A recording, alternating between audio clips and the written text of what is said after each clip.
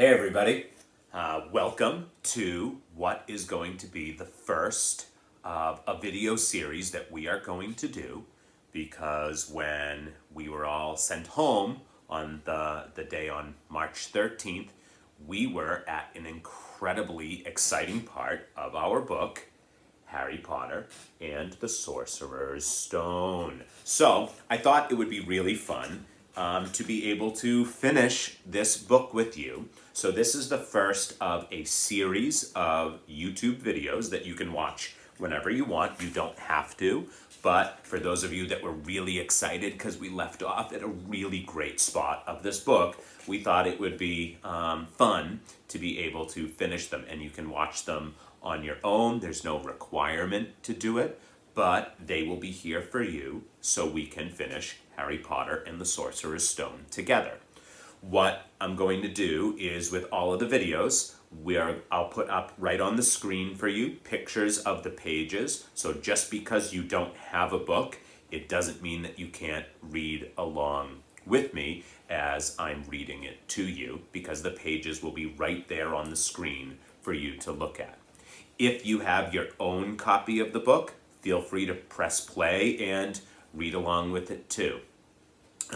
But today what we're going to do is, we left off at the very end of chapter 11, which was the chapter about Quidditch. So we're going to back up a little bit and pick up from page 190 when Harry is playing in his very first Quidditch match and his broom starts to go crazy and it was trying to throw him off of it. I thought that would be a good spot to back up so we can kind of remember how we were feeling when we left off. Couple important points to remember. At this point in the book, Harry and Ron are now great friends with the frenemy of theirs from earlier, Hermione Granger, because they had that whole fight with the troll when Hermione had locked herself in the bathroom, and the boys went and rescued her because they knew deep down in their hearts that it was their fault that she wound up locking herself in the bathroom in the first place, because they were so mean to her. And at the end, they talked about the fact that there are some things that you can't go through in life without becoming close to the people that you go through it with. Kind of like some of the stuff we're going through together right now. And they say one of those things is fighting a troll. And so Harry, Ron, and Hermione have become really close friends, and they've gone out to watch Harry play in his very first Quidditch match. And at this point in the story, Harry's broom, flying high above looking for the golden snitch, has kind of gone crazy, and he's holding on for dear life. So if you are reading along in a book copy at home, we are starting at the very top of page 190, and if not, when I start reading, the pages will jump up on the screen for you. We're going to finish chapter 11 and go a little bit into chapter 12 today for our first video, okay? All right, let's have some fun. Harry Potter and the Sorcerer's Stone, the top of page 190, chapter 11, Quidditch. His broom had started to roll over and over, with him only just managing to hold on. Then the whole crowd gasped. Harry's broom had given a wild jerk, and Harry swung off it. He was now dangling from it, holding on with only one hand. "Did something happen to it when Flint blocked him?" Seamus whispered. "Can't have," Hagrid said, his voice shaking. "Can nothing interfere with a broomstick except powerful dark magic. No kid could do that to a Nimbus 2000. At these words, Hermione seized Hagrid's binoculars, but instead of looking up at Harry, she started looking frantically at the crowd. "What are you doing?" moaned Ron, gray-faced. "I knew it," Hermione gasped. "Snape, look." Ron grabbed the binoculars. Snape was in the middle of the stands opposite them. He had his eyes fixed on Harry and was muttering non-stop under his breath. "He's doing something, jinxing the broom," said Hermione. "What should we do?" "Leave it to me." Before Ron could say another word, Hermione had disappeared. Ron turned the binoculars back up on Harry. His broom was vibrating so hard it was almost impossible for him to hang on much longer. The whole crowd was on its feet, watching, terrified, as the Weasleys flew up to try and pull Harry safely onto one of their brooms. But it was no good. Every time they got near him, the broom would jump higher still. They dropped lower and circled beneath him, obviously hoping to catch him if he fell. Marcus Flint seized the quaffle and scored 5 times without anyone noticing. "Come on, Hermione," Ron muttered desperately. Hermione had fought her way across to the stand where Snape stood and was now racing along the row behind him. She didn't even stop to say sorry as she knocked Professor Quirrell head first into the row in front. Reaching Snape, she crouched down, pulled out her wand, and whispered a few well-chosen words. Bright blue flame shot from her wand onto the hem of Snape's robes. It took perhaps 30 seconds for Snape to realize that he was on fire. A sudden yelp told her she had done her job. Scooping the fire off him into a little jar in her pocket, she scrambled back along the row. Snape would never know what happened. It was enough. Up in the air, Harry was suddenly able to clamber back onto his broom. "Neville, you can look," Ron said. Neville had been sobbing into Hagrid's jacket for the last 5 minutes. Harry was speeding toward the ground when the crowd saw him clap his hand to his mouth as though he was about to be sick. He hit the field on all fours, coughed, and something gold fell into his hand. "I've got the snitch!" he shouted, waving it above his head as the game ended in complete confusion. "He didn't catch it! He nearly swallowed it!" Flint was still howling 20 minutes later, but it made no difference. Harry hadn't broken any rules, and Lee Jordan was still happily shouting the results. Gryffindor had won by 170 points to 60. Harry heard none of this, though. He was being made a cup of strong tea back in Hagrid's hut with Ron and Hermione. "It was Snape," Ron was explaining. "Hermione and I saw him. He was cursing your broomstick, muttering he wouldn't take his eyes off you." "Rubbish," said Hagrid, who hadn't heard a word of what had gone on next to him in the stands. "Why would Snape do something like that?" Harry, Ron, and Hermione looked at one another, wondering what to tell him. Harry decided on the truth. "I found out something about him," he told Hagrid. "He tried to get past the 3-headed dog on Halloween. It bit him. We think he was trying to steal whatever it's guarding." Hagrid dropped the teapot. "How do you know about Fluffy?" he said. "Fluffy?" "Yeah, he's mine. Bought him off a Greek chappie I met in the pub last year. I lent him to Dumbledore to guard the..." "Yes?" said Harry eagerly. "Now, don't ask me any more," said Hagrid gruffly. "That's top secret, that is." "But Snape's trying to steal it." "Rubbish," said Hagrid again. "Snape's a Hogwarts teacher. He'd do nothing of the sort." "So why did he just try and kill Harry?" cried Hermione. The afternoon's events certainly seemed to have changed her mind about Snape. "I know a jinx when I see one, Hagrid. I've read all about them. You've got to keep eye contact, and Snape wasn't blinking at all. I saw him." "I'm telling you, you're wrong," said Hagrid hotly. "I don't know why Harry's broom acted like that, but Snape wouldn't try and kill a student. Now listen to me, all 3 of you. You're meddling in things that don't concern you. It's dangerous. You forget that dog, and you forget what it's guarding. That's between Professor Dumbledore and Nicholas Flamel."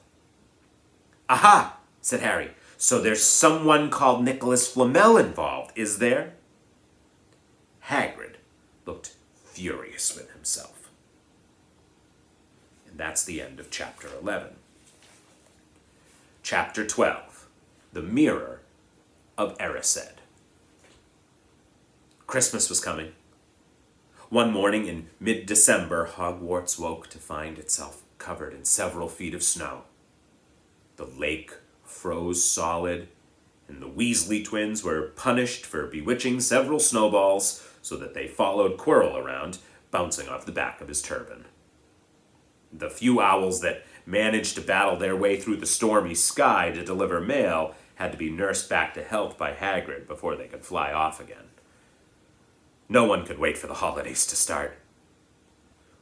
While the Gryffindor common room in the Great Hall had roaring fires, the drafty corridors had become icy and a bitter wind rattled the windows in the classrooms.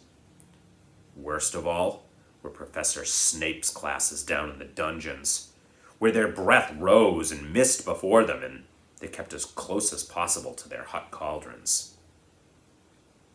"I do feel so sorry," said Draco Malfoy one potions class, "for all those people who have to stay at Hogwarts for Christmas because they're not wanted at home." He was looking over at Harry as he spoke. Crabbe and Goyle chuckled. Harry, who was measuring out powdered spine of lionfish, ignored them. Malfoy had been even more unpleasant than usual since the Quidditch match.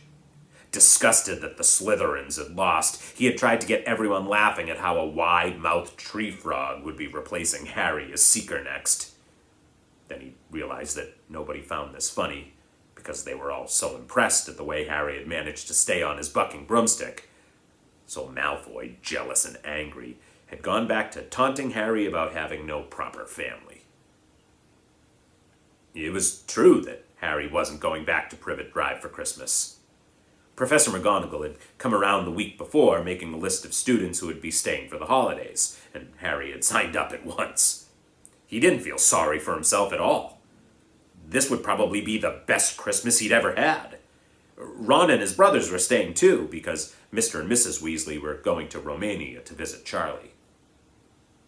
When they left the dungeons at the end of potions, they found a large fir tree blocking the corridor ahead.